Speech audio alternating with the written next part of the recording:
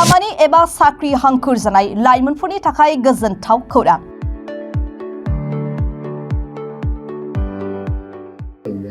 बे जाहैबाय जिआरनि थाखाय गेस्ट रिलेशनशिप एग्जिकिउटिवनि थाखाय एपोलो हस्पिटालनि थाखाय आरोना।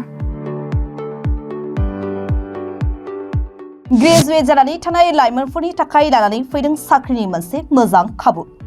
ग्रेजुवेट जाखांनाय जाय ग्रेजुवेट एबा ग्रेजुवेटनि एबभबाबो जागोन। एज लिमिटआ जाहैगोन 21 to 27 नि आन्दाराव। थ' जाय इन्ट्रेस्टेड दं बे फैनानै माने इनस्टिटिउटआव फैनानै जोंनि बे मर इनफरमेसन नांगौबा बेखौ सोंफैनो हागोन आरो रेजिस्टार खालामफैनोबो हागोन आरो। क'क्राझारनि खोदोमथलायाव थानाय फ्लाइंग रुट फसंथाना लानानै फैदों बे मोजां खाबुखौ। And has a coordinator of Flying Route Institute. आं बिराद हेपि मोनसे एनाउन्समेन्ट लाबोनो थाखाय बेनो जाबाय दा जोंनि केम्पासाव माने मोनसे केम्पास ड्राइभ फैगासिनो दं आरोना फैनो थांगासिनो दङ।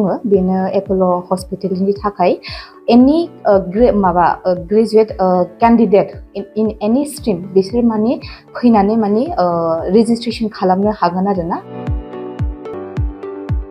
क'क्राझार सोहोरनि खोदोमथलायाव थानाय फ्लाइंग रुट इन्स्टिट्यूशनआ जायखिजाया स्ट्रीमनिफ्राय ग्रेजुवेट जानाय लाइमोनफोरनि थाखाय एपोलो हस्पिटालाव एडमिनिस्ट्रेशन स्टाफनि थाखाय बावैसो साननि उनावनो इन्टारभिउ खुंनो थांगासिनो।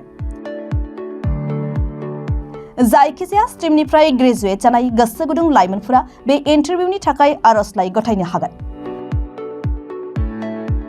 अदेबानि जायफोर बिजाथिफोरा बे इन्टारभिउआव जिरायगोन बिथांमोना फ्लाइंग रुट इन्स्टिट्यूशनआव रेजिस्ट्रेशन खालामग्रोनो नांगोन।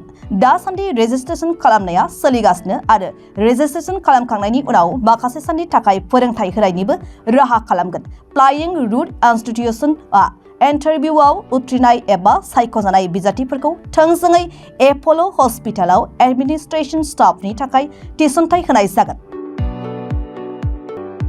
बेनिखायनो जायफोर लाइमोनफोरा एपोलो हस्पिटालाव एडमिनिस्ट्रेशन स्टाफनि थाखाय खामानि मावनो गोसो बिथांमोनहा थाबैनो फ्लाइंग रुट इन्स्टिट्यूशनआव खौरां लाफैनो हागोन। थोंजों खौरां लानो थाखाय 8099554765 मबाइल नम्बराव फोनांजाब खालामनो हागोन।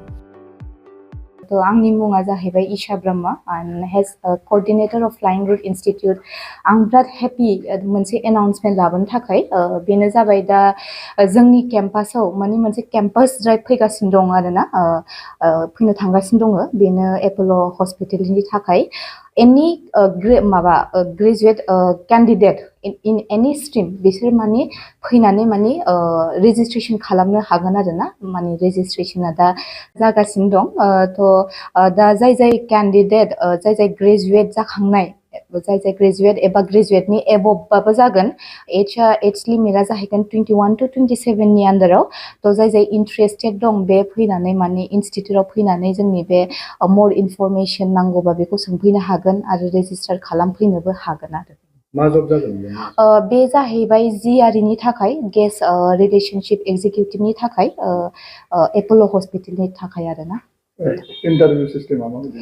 स' इन्टारभिउ सिस्टेमा माने जोंनि बे इन्टारभिउआ माने केम्पासावनो जागोन आरोना इन्टारभिउआ। ओमफ्राय जों दा जोंनि स्टुडेन्टस नङिफोरखौ जाय बायरानिफ्राय फैगोन बिसोरखौ जों साननै नङाबा सानथामसो मोनसे ब्रास आप क्लास होगोन आरोना इन्टारभिउनि बारै बोरै जागोन इन्टारभिउफोरा बेखौ। स' बिसोरो रेजिस्ट्रेशन खालामखांनायनि उनावनो बे क्लासखौ मोनगोन आरो। इन्टारभिउ पास जायोबा डाइरेक्ट प्लेसमेन्ट खालामो? औ इन्टारभिउआव बिसोरो क्लियार जाबाथाय प्लेसमेन्टआ डाइरेक्ट बे एपोलो हस्पिटालावनो जागोन जिआरनि थाखाय।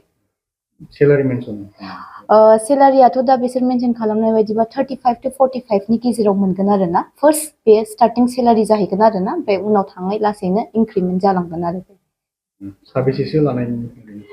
साबेसे मानेथ' दा माने बिदि एक्जेक्ट माबाखौ होनाखै बिसोरो बाट लायोबा बुरजाखौनो लागोन आरोना। थ' जायहा बा गोसो दङ जायहा माने इन्ट्रेस्टेड दं बिसोर गासिबो फैनानै रेजिस्टारखौ खालामफैनो हागोन आरो कास्टमार सार्भिसनि थाखाय।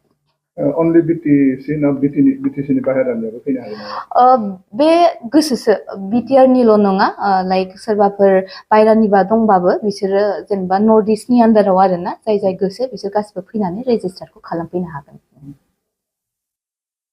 बेनो आंनि रिक्वेस्ट गासिबो स्टुडेन्ट्सनि थाखाय जाय ग्रेजुवेट खालामनानै दं इन एनि स्ट्रिम आरोना बिसोरो फैनानै रेजिस्टार खालामफैनो हागोन बे फ्लाइंग रुट इनस्टिटिउटआव ओमफ्राय लकेसनानो जाहैबाय बे खोदोमतला जेडि रड बेहाय ओमफ्राय कन्टेक्ट नाम्बाराबो होनाय दंखायो एनि प्रब्लेम बिसोर कन्टेक्टआव माने कन्टेक्ट नाम्बाराव कन्टेक्ट खालामनो हागोन आरोना माने दाथ' रेजिस्ट्रेसना जागासिनो दं ओमफ्राय दा टिल स्टुडेन्ट्सफोरा फैनानै बिफर क्रिसमासनि सिगां माने रेजिस्टार खालामफैनो हागोन आरोना आरो बे माने एक्सटेन्डबो जानो हागौ आरोना रेजिस्ट्रेसन डेटआ माने एक्सटेन्ड खालामनो हागौ